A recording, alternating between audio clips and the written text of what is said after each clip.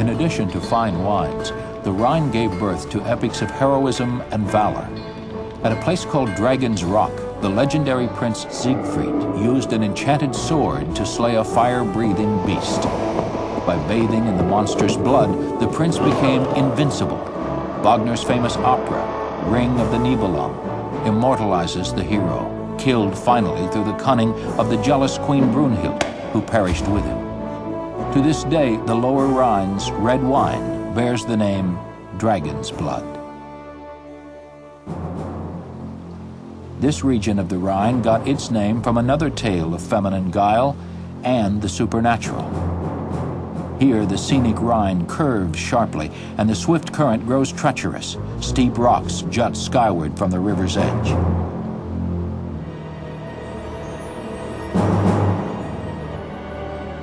Upon these rocks, according to legend, a woman of otherworldly beauty materialized each evening. Her name was Lorelei, and her sweet, plaintive song deafened boatmen to the river's thundering roar.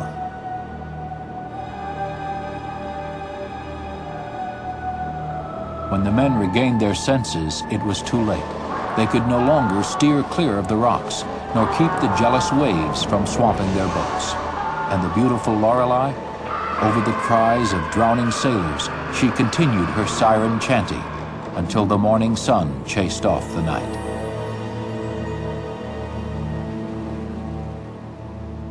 Travel down the Rhine River today is a floating lesson in medieval rivalry. At every curve, another castle appears high atop the riverbanks. Each represents a landlord's claim to all the territory below.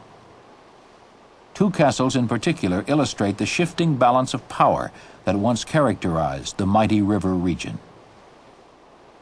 The castle Teurenberg, on the Rhine's east bank, was built by the Archbishop of Trier around 1356. Not to be outdone by a churchman, his neighbors, the wealthy Counts von Katzenelnbogen, erected their own castle on the opposite hill. These powerful merchants were already the proud owners of 138 villages. Although they named their new prize the Burg nor Katzenelnbogen, it came to be known as the Burg Katz, or Cat's Castle. Predictably, the first castle, the Teurenberg, was then nicknamed Burg Maus, Mouse Castle.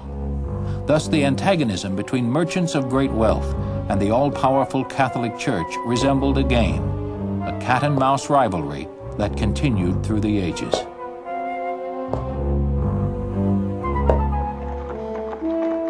When they weren't baiting one another or pressing their vassals into service, the lords of the Rhine passed leisurely days with pleasant diversions. Favorite at the Burg Maus was hunting, using falcons and eagles, a blood sport that originated in the Orient. Survivors of the Crusades and well-traveled merchants like the Katzenelnbogen Counts brought falcons and falconers to Europe and the British Isles. There the sport thrived among the privileged classes. The quarry these eagles are after are pigeons and other small birds. On the winds of the twisting Rhine Valley, they will soar indefinitely before diving after prey or returning to their master's glove.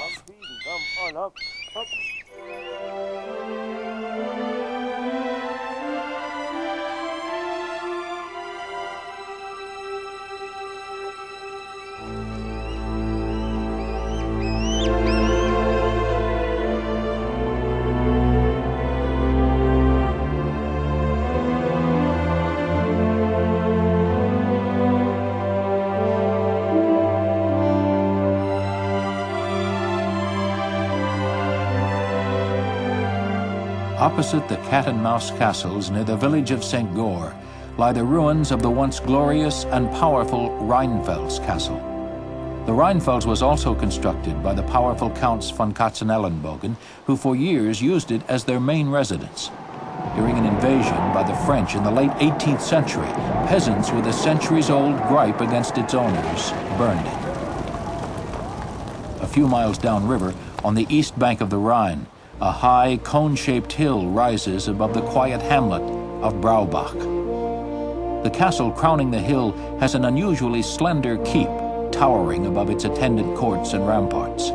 While it is a massive and presumably easy target, this castle alone among the Rhine landmarks has remained unscathed by enemy attacks. This is the Marksburg.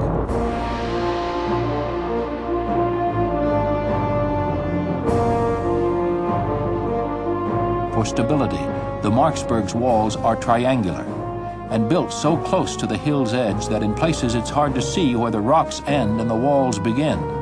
Old foundations reveal that the citadel began as a fortified tower, probably built by the 10th century Franks. The Roman-styled central tower was built about 200 years later. Subsequent owners of the Marksburg erected an additional defensive wall. Unlike other castles, the Marksburg has survived into the 20th century as more than a ruin or a romantic restoration. Despite additions in the 17th and 18th centuries, its medieval character has been magnificently preserved.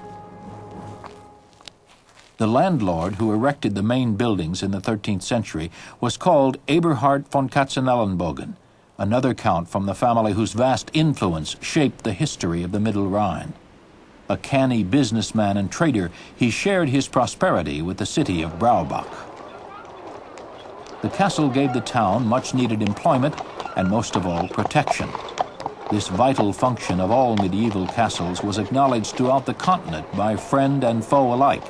In a statement of détente between church and state, the Archbishop of Cologne wrote, "Our cities show that their life and belongings are linked with the decline of the castle."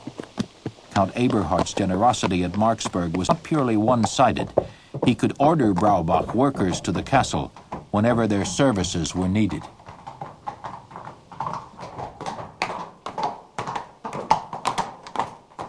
For Eberhard's court, access to the castle on horseback was a strict necessity. Because of their heavy armor, knights of the era couldn't dismount without help. Without armor, they weren't so encumbered. Marksburg's main entrance was carved out of the slate rock of the mountain itself. Rough-hewn steps prevented horses from slipping during rains.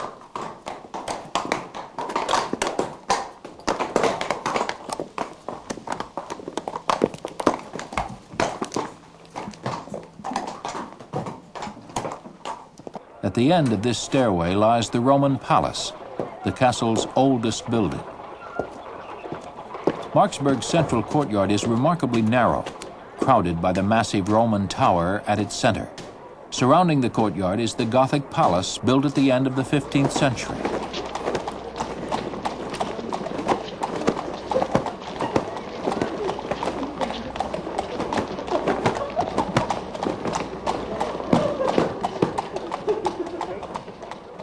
The palace's sharp roof is protected with slate excavated for the castle's foundation.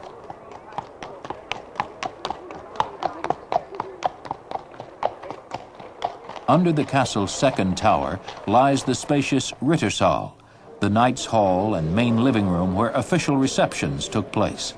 Here Count Eberhard entertained and plotted with the region's noblemen. The hall's massive wall is 10 feet thick, sturdy enough for even the most determined onslaught by catapult or cannon.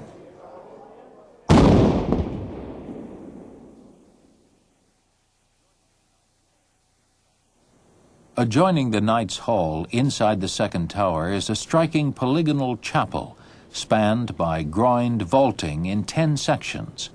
Colorful biblical scenes compete overhead with flattering portraits of knights. The chapel originally was constructed on the east side of the castle.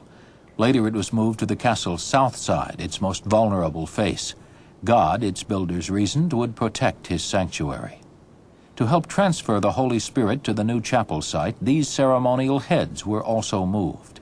They represent the 7 deadly sins, expiated only through prayer.